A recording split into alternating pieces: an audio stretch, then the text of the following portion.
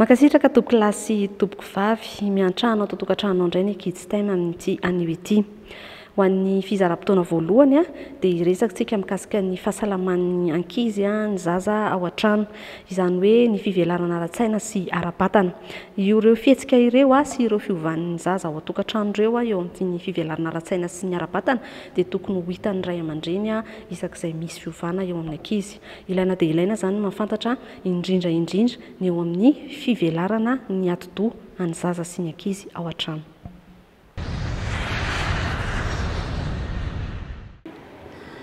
Raha hiresaka ny ankizy sy ny fikoloana ara-batana sy saina indray tsika zany dia horesantsika manomboka eto hoe ny ankizy mihoatra ny 3 taona, izany hoe ankizy efa mandeha mianatra. Dia ao anatin'izay fikoloana izay fikoloana ny maha-ankizy ny ankizy izay, ny fikoloana ny fahasalamana eo amin'ny saina sy ny vatana, ny fijerena sy ny fikajiana koa ny fialamboliny, ny tontolo iainany ary ny torimasony. Dia izay zavatra izay azo ny kinésithérapeute raisina andraisana anjara koa zany ny fikajiana izay. Dia raha hiditra tsirairay eo amin'ny fikoloana ny fahasalamana dia raha raisintsika ny hoe saina dia ny fampandehanana ny ankizy mianatra zany dia efa fikoloana ny saina. Mila mianatra ny ankizy mba hampivelatra azy sy mba hampirindra koa ny fitombon'ny vatana. Izay zany le hoe équilibre entre le physique et le mental. Dia raha eo amin'ny fahasalaman'ny vatana indray dia ny fahadiovana aloha no alaharana amin'izany. Ny fandroany ankizy na ny bain dia anisan'ny manala havizanana ny ankizy. Dia eo koa ankoatran'ny hoe ny fahadiovana dia ny sakafo dia tokony voalanjalanja araka ny filana sy ny fitombon'ny ankizy. Eo koa ny fampanaovana azy fanatanjahantena izay ampiasan'ny vatany. Fa io fanatanjahantena kosa dia mila mifanaraka amin'ny toetrany, tiany, ny taonany ary ny filan'ny vatany koa. Dia raha hiditra indray tsika eo amin'ny resaka hoe alavolon'ny ankizy dia raha miresaka ankizy tsika zany dia ny lalao no anisany hoe tena ilain'ny ankizy mihitsy ny lalao sady tiany. Dia io lalao io nefany na ny kilalao omena azy dia tokony mifanaraka amin'ny taonany sy ny fitombony mba tsy ho lasa vesatra na sakana amin'izay fitombon'ny ankizy izay. Izay zany mila tandremantsika ray aman-dreny kely. Dia raha hiresaka indray tsika ny torimaso, ny ankizy koa dia mila manana torimaso ampy mikoloana amin'izay le maha izy azy izay. Dia ny torimaso tokony anan'ny ankizy torimaso tony ampy eo amin'ny adiny 7 hatramin'ny adiny 10 ahafahan'ny vatany sy ny sainy miala sasatra. Dia io torimaso io zany le tokony le ataonay hoe sommeil réparateur. Raha hijery sy teny momba ny tontolo iainana sy ny tontolo ivelarana indray tsika dia mitenitsika zany ny ao an-trano na ny sekoly ianarany. Ireo toeran'ireo koa zany dia tokony toerana ahafahany ankizy mivelatra sy mitombo tsara, ahafahany milalao tsara, ahafahany mianatra tsara. Voajanahary eo amin'ny ankizy manko ny fihetsehana na ny fahavitriana dia mila kojakojaina izay toetra voajanahary izay dia omena azy rehetrarehetra ilainy hampitombo sy hampivelatra an'izay nefa tsy manakorontana sy tsy mifanaraka amin'ny taonany sy ny filany. Hanome ohatra tsika hoe raha zaza 10 taona tokony tsy omenao ray aman-dreny ohatra scooter ohatra na ampianarinao mitondra fiara satria tsy sahaza ny taonany izay. Dia raha fehezina dia mila mandry tantana ny ray aman-dreny. Mila mandry tantana izy avelao ny ankizy handalo ny dingam-pitombona rehetra ahafahany mivelatra na eo amin'ny ara-batana na eo amin'ny ara-tsaina. Fa ny fandinganana an'izay dingam-pitombona izay dia misakony eo amin'ny maha izy azy rahatra izay zany. Satria voajanahary eo amin'ny zaza izy tsika sy eo amin'ny ankizy ny dingam-pitombona. Ny ataon'ny ray aman-dreny dia ny mamantatra, manara-maso ary mandray fepetra ara-potoana miankina amin'izay olana hitany eo amin'ilay zaza. Dia izay fandraisana fepetra izay dia tsy misy ara-tsy ny fanantonana ny olona matianina amin'ilay tontolo. Tonga eto amin'ny fotoanan'ny fanomezana torohevitra ny ray aman-dreny indray isika. Torohevitra omena androany sy hanampianantsika ray aman-dreny ao tokantrano ao eo amin'ny fikoloana sy ny fanabeazana ireo ankizy ireo, dia ny mikasika ny fahafantarana hoe rehefa zazakely izy dia akaiky kokoa ny ray aman-dreny. Rehefa mitombo ny taona dia somary manalavitra izy. Inona no mety ho anton'izay ary inona ihany koa no vahaolana mba hanakekeza ny ankizy anao ray aman-dreny, hitantarain'ny olana ny ivelany ihany mba ho ataony namana, tena namana voalohany ianao mba tsy ny olana ivelany no namany zanako voalohany. Isan'ny olana hitarainany ray aman-dreny matetika dia ny fahitan'ny ray aman-dreny fa rehefa mitombo ny ankizy dia toa misitasitaka ny ray aman-dreny, sy dia miresaka amin'ny ray aman-dreny sony tahaka ny tamin'izy mbola kely. Rehefa mbola kely ny ankizy dia mitantara amintsika ray aman-dreny ny zavatra rehetra ary sy misalasala mamaly ny fanontaniana rehetra apetraka sika ray aman-dreny aminy. Miova nefa izany arakaraky ny tombony ka lasa sy miresaka isony izy sy manambara zavatra amintsika ray aman-dreny isony izy fa any amin'ny namany any izy no be resaka.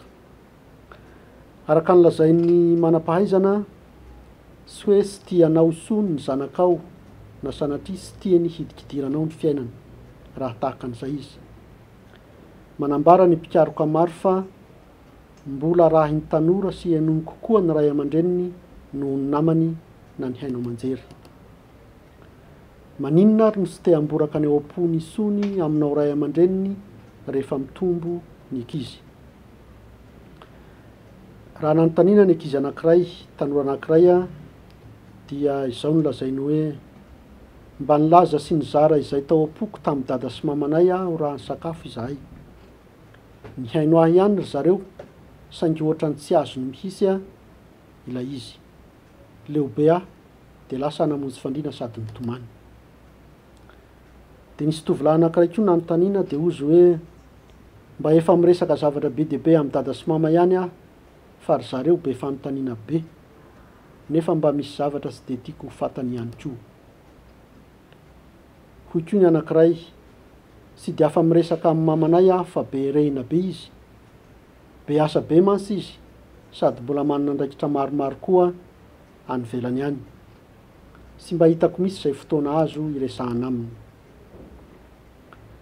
Dia ankizy vavy anankiray nitaraina hoe tantara tamin'ny mamanay sady nitomany fa nisy ankizy niady tamiko tany am-pianarana.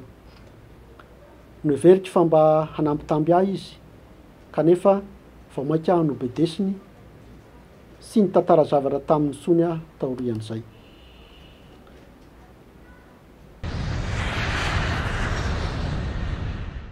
Inona sinona ary no azo soahana avy amin'izany rehetra izany? Voalohany mety ho avy amintsika ray aman-dreny ihany no mahatonga ny zanantsika heritreritra fa tsy manam-potoana iresahana aminy isika, na mahatonga azy hevitra fa tsy afaka mihaino azy isika. Tokony hampiseho amin'ny zanantsika isika ray aman-dreny fa azo iresahana tsara, mora hatonina ary manokana fotoana iresahana aminy.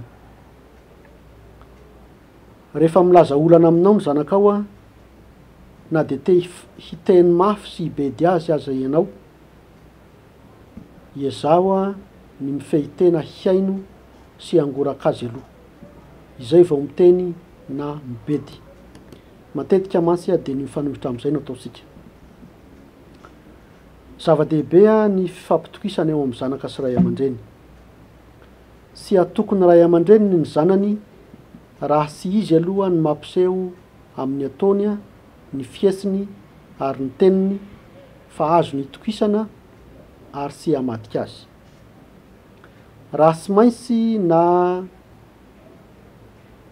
te hitantara ny tsy ambaratelo ny zanakao amin'ny namanao ianao iresaho izy aloha na iarao izy aloha. Marina fa sy voatery ilaza ny zavadrehetra amin'ny ray aman-dreny ny ankizy, kanefa mila miresaka ny ray aman-dreny sy ny zanany. Mila mahalala izay anesainy sy anepony ny zanany ihany ny ray aman-dreniny. Tokony hanao izany koa ny ankizy na dia ohatrany sy sapasika ray aman-dreny aza ny manjo azy, ary na dia sy hoe hifampiresaka azy izy. Toy ny hoe mitondra fiara mantsy, rehefa tahaka an'izay na misy fahavoazana aza ny fiara na tapaka aza ny lalana sy hokivy fa hitady lalakafa hitady vahaolana. Noho izany a ianao ray aman-dreny a no mila mampiseho fa mora haton'ny ankizy, mihain'ny ankizy dia sy handehany amin'ny namany na any amin'ny olo-kafa izy no tantara ka ho foana ilay olana voalaza teo hoe arakaraky ny tombon'ny ankizy a dia toa sy miresaka amintsika ray aman-dreny intsony izy.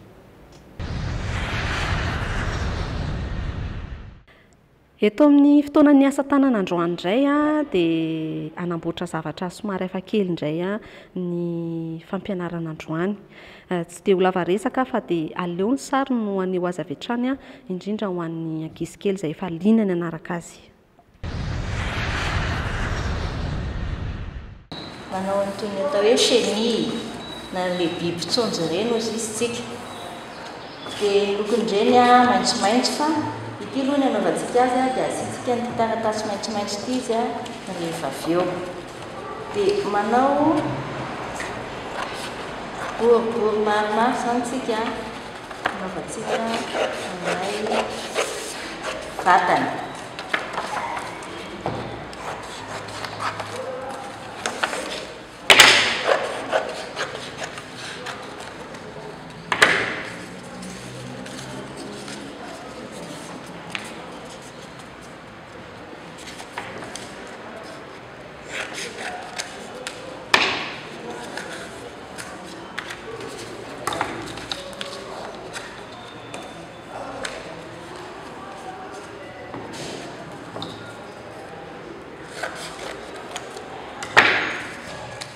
Maromaro izao a dia aforotra tsirairay azo boribory toy izao.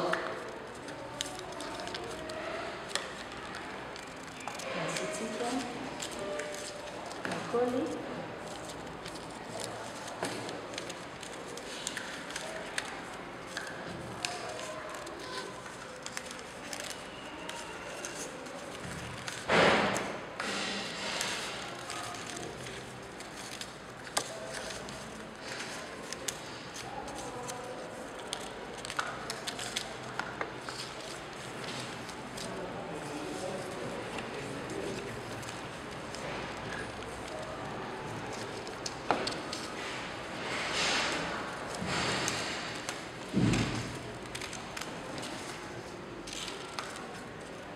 Indrena mba hitovy tsara.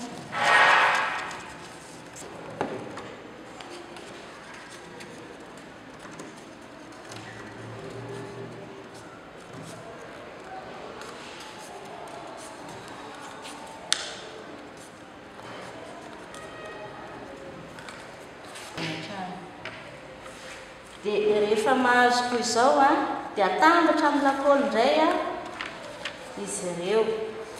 Atambatra tsirairay amin'ny lakaoly toy izao.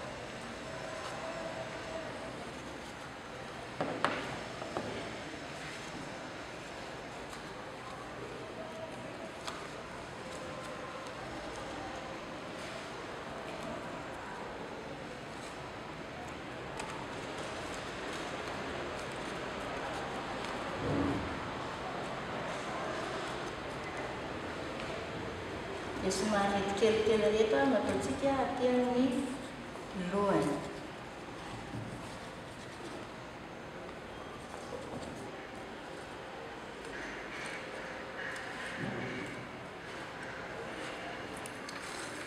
Rehefa vita izay a dia anao an'ilay tena lohany eo ambony sika somary ataontsika kelikely.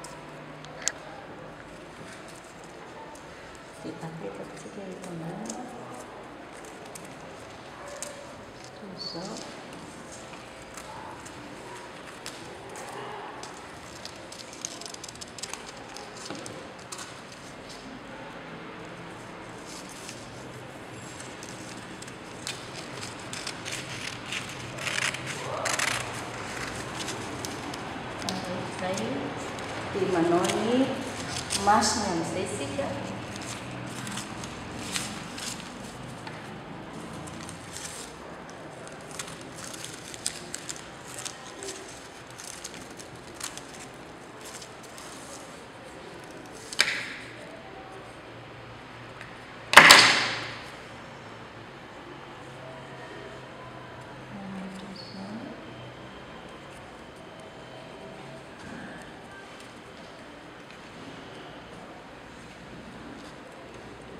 Dia mahazo alay chenille toy izao dia ohatran'ny biby izy dia afaka amin'nanao ny ankizy, afaka atositosiny io, afaka lalaoviny arak'izay ilaina azy. Izy zao karazany mavomavo fa ny ankabeazan'ireny biby tsonjo izy isika dia maitsomaitso lokony fa ity nataontsika ity zao amin'ny endriny anankiray mavomavo no nanaovantsika azy. Izay ny asa tanantsika anankiray hafa indray zany afaka natao tamin'ity androany ity. Tonga eto amin'ny fotoanany talentany indray tsika efa marobe ny zazakely zao eo pototry ny fahitalavitra hijery ny talentany ankizy. Eo ihany koa ireo ankizy nandefa ny talentany ao anatin'ny Facebook dia ho arahantsika avy hatrany aran'izay talentany ankizy izay. Je te tiens, tu me tiens par la babuchette. Le premier de nous deux qui rira aura une tapette. L'avion au fond du ciel clair se promène dans les étoiles. Tout compact à voile font sur la mer.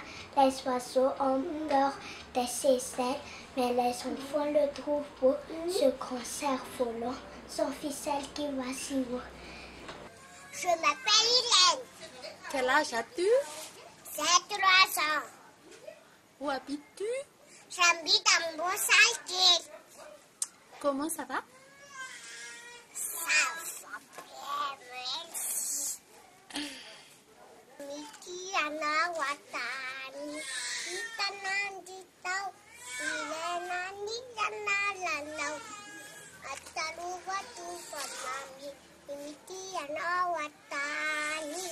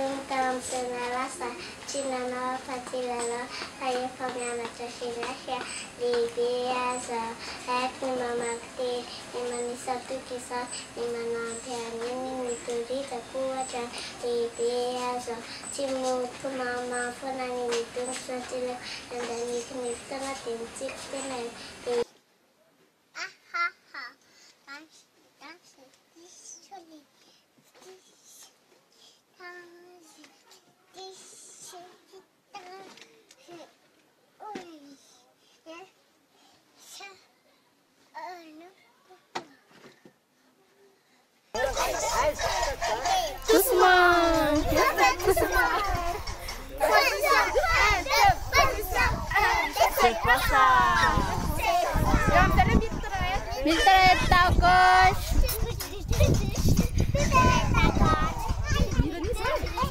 Position.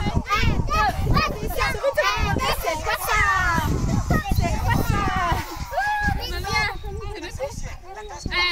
C'est quoi ça?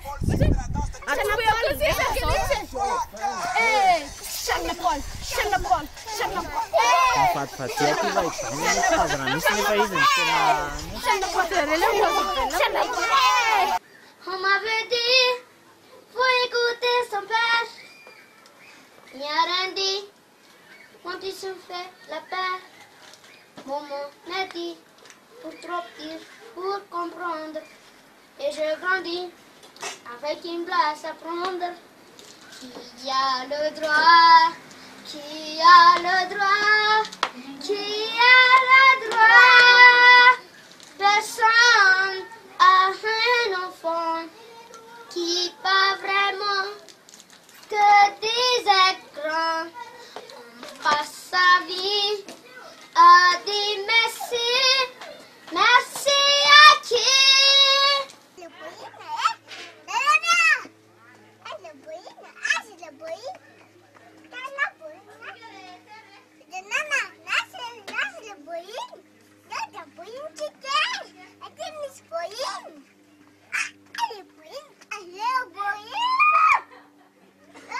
Bravo. Montre à maman la main, le pied, tire la langue, le nez, les oreilles. Bravo.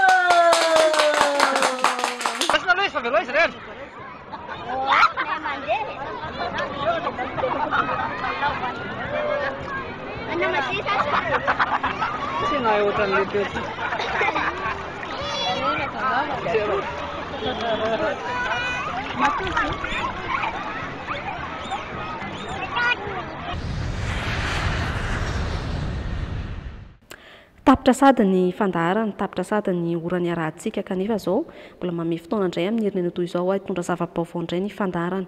Eto dia hisaorana ny ekipa teknika rehetra nampita ny sary sy ny feo tany an-tokantranonao, dia mbola manentana ihany koa ho an'ireo ray aman-dreny izay mila toro-hevitra efa naseho teo ny laharan'antso an-tarobia ahafahana miantso ny mpanabe-antsika androany.